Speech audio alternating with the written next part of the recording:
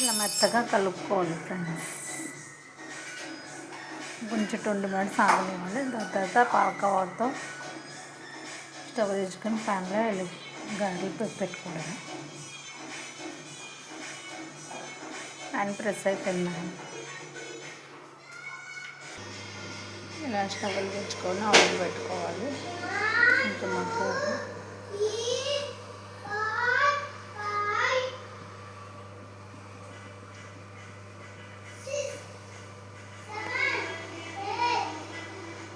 Oil మగ్గనివ్వాలి. ఇలా curry shape చేసుకొని పెట్టుకోవాలి. ఆయిల్ మగ్గాక ఇలా వేసుకోవాలి.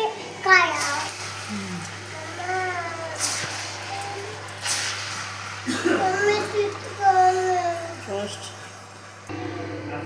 ఉప్మా రవ్వ మరమరాలు, ఉప్మా రవ్వ, బియ్యం పిండి గారెలు రెడీ. నెక్స్ట్ వీడియోలో కలుద్దాం. నచ్చితే లైక్ చేయండి, ఫాలో చేయండి.